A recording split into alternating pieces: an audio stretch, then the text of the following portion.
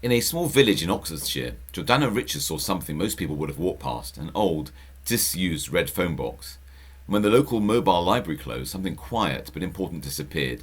Not just books, but access to stories, to imagination, to connection.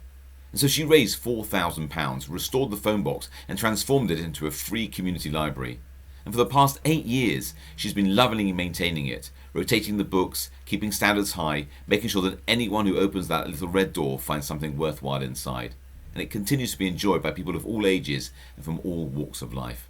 And in a fast-paced world of scrolling and swiping, it's a reminder of something timeless, that books still matter and stories are important. They shape who we are. They carry us through difficult moments. They remind us of who we can become.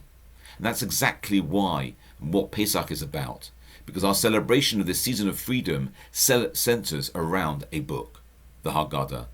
However, the Haggadah is more than just a book. It's our story of hope, of redemption, of survival against the odds. And uniquely, it asks something of us that no other book does. Not just to tell the story, but to relive it. As it says, in every generation, we're meant to see ourselves as if we personally left Egypt. That means we're not just reading history, we're living it. Because the Jewish story isn't always an easy one to live.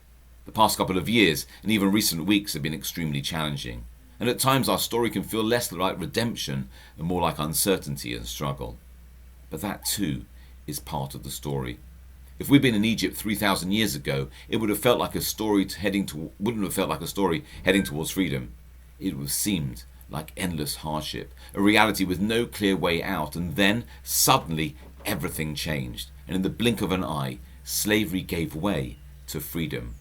And that's why the Haggadah, our story, matters so much.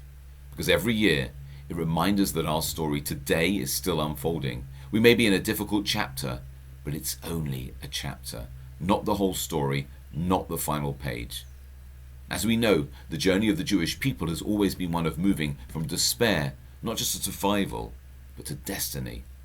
And so when we sit at the Seder this year with the Haggadah in our hands, we're holding more than a book. We're immersing in a living story, a story that's carried our people throughout the darkest times and continues to carry us to today. And just as it turned once from darkness to light, from despair to redemption, so too we hold on to that belief that better days are ahead.